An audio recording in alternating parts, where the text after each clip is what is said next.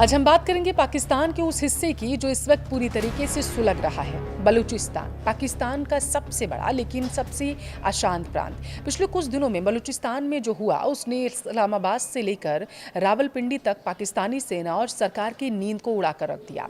Baloch liberation army, जिसे हम BLA के नाम से जानते हैं, उसने पूरे ही प्रांत में एक बड़े पैमाने पर विद्रोह को छेड़ दिया है। प्रमुख हाईवे जाम कर दिए गए हैं, 200 से ज्यादा गाड़ियों को आग के हवाले कर दिया गया और कई पाकिस्तानी सैनिकों को मौत के घाट उतार दिया गया। हालात इतने ज्यादा बेकाबू हैं कि पाकिस्तानी फौज को भी समझ ही नहीं आ रहा है कि इस गुरिल्ला युद्ध से आखिर भाई निपटा कैसे जाए। आज के इस वीडियो में मैं आपको बताऊंगी कि बलूचिस्तान की जमीनी हकीकत क्या है, सिलसिलेवार तरीके से हुए इन हमलों का आखिर माजरा क्या है, क्यों किए जा रहे हैं, आखिर BLA की या आर्थिक नाकेबंदी पाकिस्तान के लिए कितनी बड़ी मुसीबत साबित हो सकती है और बलोच पाक सरकार से आखिर इतने नाराज क्यों हैं। नमस्कार, आपके साथ मैं पल्लवी रविंद्र सिंह। देखिए, एक तरफ पाकिस्तान दुनिया भर में कटोरा लेकर कर्ज की भीख मांगता है और दूसरी तरफ उसका अपना ही देश धू धू कर जलने लगा है।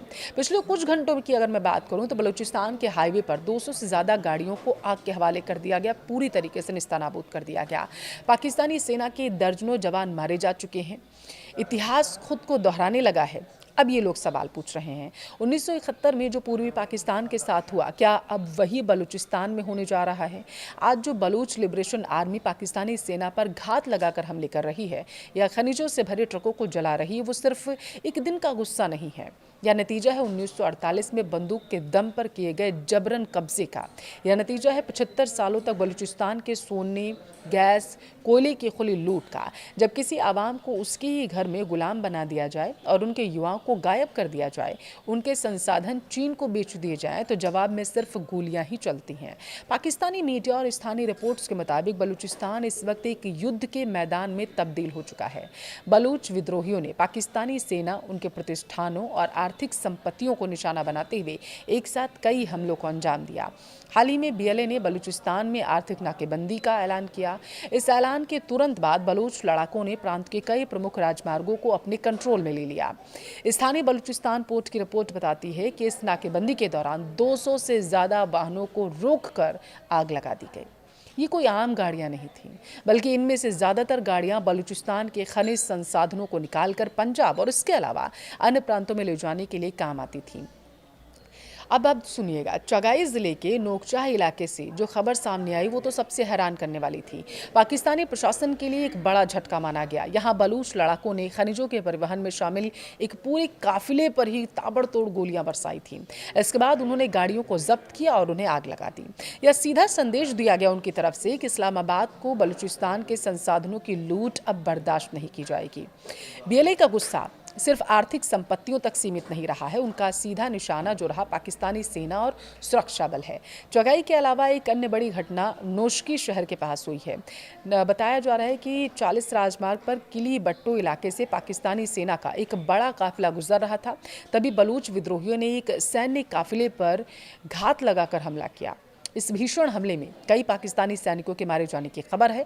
हालांकि पाकिस्तानी सेना की मीडिया विंग हमेशा की तरह मौतों का सही आंकड़ा छिपाने की कोशिश कर रही है, लेकिन स्थानीय सूत्रों का दावा है कि सेना को भारी नुकसान उठाना पड़ा इस हमले के बाद। कोहलू जिले के हसरी इलाके में आतंक रोधी बल के जवानों पर जानलेवा हमला किया गया।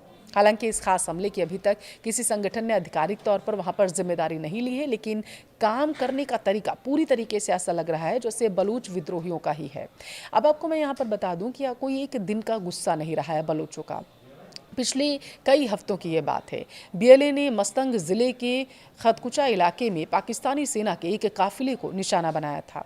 उस हमले के बाद BLA ने बाकायदा एक बयान जारी करके दावा किया कि उन्होंने 45 पाकिस्तानी सैनिकों को मार गिराया और दर्जनों को घायल किया। एक ही झटके में 45 सैनिकों को मार कर गिरा दिया गया और उन्हें नेस्तनाबूद वहाँ की चीज़ों को कर दिया गया। किसी भी सेना के लिए ये एक बहुत बड़ा ऑपरेशन फेलियर माना जाता है। अब सवाल ये उठता है कि आखिर BLA इतने आक्रामक कैसे हो गए अचानक से? देखिए, इसके पीछे दशकों का शोषण और दमन माना जाता है। बलूचिस्तान क्षेत्रफल के हिसाब से पाकिस्तान का सबसे बड़ा प्रांत है और प्राकृतिक संसाधनों, गैस और खनिजों से सबसे ज़्यादा यह अमीर है। लेकिन विडंबना आप देखिए, यही प्रांत पाकिस्तान का सबसे गरीब, सबसे पिछड़ा, सबसे उपेक्षित हिस्सा माना जाता है। बलूच लोगों का मानना है कि इस्लामाबाद और विदेशी ताकतें, खासकर चीन की, जो अभी CPEC प्रोजेक्ट के ज़रिए जो वहाँ पर किया जा रहा था, उनके संसाधनों को लूटा जा रहा है और वो विदेश भेजा जा रहा है, खासकर चीन भेजा जा रहा। इसके बदले में बलूच आवाम को सिर्फ गरीबी, सैन्य दमन और गायब कर दिए जाने का दर्द मिला है, वो भी सालों से। बलूच लिबरेशन आर्मी इसी शोषण के खिलाफ हथियारबंद लड़ाई लड़ रही है। उनका साफ कहना है कि जब तक बलूचिस्तान को आज़ादी नहीं मिलती, उनके संसाधनों की लूट बंद नहीं होती, पाकिस्तानी फोर्सेस पर उनके हमले जारी रहेंगे। इन हालिया हमलों ने यह साफ कर दिया है कि पाकिस्तानी सेना का ऑपरेशन और ताकत के दम पर बलूच आवाज़ को दबाने की रणनीति पूरी तरीके से फेल हो चुकी है। BLA ने आर्थिक नाकेबंदी करके पाकिस्तान की उस कमज़ोर नस को दबाया जो पहले ही कंगाली की कगार पर थी। एक तरफ पाकिस्तान IMF के आगे कर्ज के लिए गिड़गिड़ा रहा है, दूसरी तरफ उसका सबसे संसाधन संपन्न प्रांत जल रहा है और विदेशी निवेश पर हमला हो रहा है। लेकिन ज़रा आप मुझे एक बात ये बताइए कि आपके दिमाग में कभी ये विचार आया कि आखिर ये बलोच है कौन? क्षेत्रफल के लिहाज से पाकिस्तान का सबसे बड़ा सूबा पाकिस्तान के ही खिलाफ हथियार आखिर क्यों उठाने लगा? और क्यों आम बलूच नागरिक आज पाकिस्तानी सत्ता को अपना सबसे बड़ा दुश्मन मानता है? आखिर ऐसा क्यों है? देखिए, इस जटिल और खूनी संघर्ष की जड़ों को अगर आपको समझना है तो मैं आपको बता दूं कि बलूच एक प्राचीन और स्वतंत्र जातीय समूह है जिनकी आवाज़ एक अलग भाषा, संस्कृति और कबीलाई पहचान है। ये अपने आप को इसी तरीके से देखते हैं। भौगोलिक रूप से बलूचिस्तान का इलाका पाकिस्तान, ईरान और अफगानिस्तान के कुछ हिस्सों में बटा हुआ देखा जाता है, लेकिन इसका सबसे बड़ा हिस्सा जो प्राकृतिक संसाधनों से भरा है वह वर्तमान में पाकिस्तान में है। विवाद की असली जड़ आपको याद हो तो 1947 में शुरू हुई थी, जब भारत और पाकिस्तान का बंटवारा हुआ था। तब बलूचिस्तान, जिसे तब कॉन्सलेट ऑफ कलात कहा जाता था, एक स्वतंत्र रियासत हुआ करती थी। 11 अगस्त 1947 को कलात ने अपनी स्वतंत्रता की घोषणा की और मजे की बात अब जरा देखिए, मोहम्मद अली जिन्ना ने खुद इसी स्वतंत्रता का समर्थन भी किया था। लेकिन पाकिस्तान की नीयत जल्द ही बदल गई। मार्च 1948 में पाकिस्तानी सेना ने कलात पर आक्रमण कर दिया और बंदूक के दम पर बलूचिस्तान का पाकिस्तान में विलय करा लिया। बलूच लोगों ने इस जबरन कब्जे को कभी दिल से स्वीकार ही नहीं किया। उनका दावा था कि वे कभी पाकिस्तान का हिस्सा थे ही नहीं, उन पर जबरन कब्जा किया गया। 1948 से लेकर आज तक बलूचिस्तान में 5 बड़े विद्रोह हो चुके हैं, लेकिन मौजूदा विद्रोह सबसे ज़्यादा उग्र देखा जा रहा है। इसके पीछे मुख्य रूप से 3 बड़े कारण हैं। पहला कारण संसाधनों की खुली लूट। बलूचिस्तान में सोना, तांबा, कोयला और प्राकृतिक गैस के अकूत भंडार हैं। पाकिस्तान की 40% गैस यहीं से आती है। 1952 में यहाँ के सुई इलाके में गैस मिली थी जिसने पूरे पाकिस्तान के घरों को रोशन किया था, लेकिन खुद बलूचिस्तान के ज़्यादातर गांवों में आज भी अंधेरा है, गैस कनेक्शन नहीं है। बलूच लोगों का कहना है कि उनकी ज़मीन का खजाना पंजाब और इस्लामाबाद के लोग लूट कर ले जा रहे हैं, जबकि बलूच आवाम गरीबी और बेरोजगारी और भुखमरी झेल रही है। दूसरा कारण चीन की घुसपैठ और CPEC का विरोध ये लोग कर रहे हैं। दरअसल पाकिस्तान ने चीन को ग्वादर पोर्ट और कई खदानें सौंप दी। CPEC प्रोजेक्ट के तहत अरबों डॉलर का निवेश हो रहा है, लेकिन बलूच लोगों को इसका कोई फायदा नहीं मिल रहा। नौकरियां चीनी नागरिकों और पंजाबियों को दी जा रही हैं और बलूचों को डर है कि वे अपनी ही जमीन पर अल्पसंख्यक बनकर रह जाएंगे और यही वजह है कि BLA लगातार चीनी नागरिकों को निशाना बना रहा। तीसरा और सबसे दर्दनाक कारण जबरन गायब करना, जिसका लगातार बलूच जो है वो विरोध कर रहे हैं।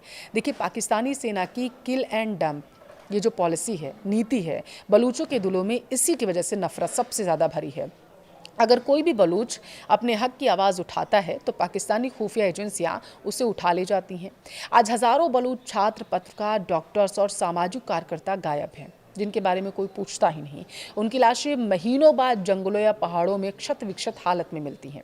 सालों तक बलूच लोगों ने शांतिपूर्ण तरीके से अपने हक की मांग की थी। उन्होंने न्यायपालिका और लोकतंत्र का दरवाज़ा भी खटखटाया, लेकिन जब जवाब में उन्हें सिर्फ सेना की गोलियां, यातनाएं और अपनों की लाशें मिली तो बलूच युवाओं ने बंदूक उठा ली। यहीं से जन्म हुआ था बलूच लिबरेशन आर्मी का और अन्य हथियारबंद गुटों का। अब ये गुट आर पार की लड़ाई लड़ रहे हैं। उनका लक्ष्य पाकिस्तान से कुछ रियायतें मांगना नहीं बल्कि आज़ाद बलूचिस्तान का निर्माण करना है।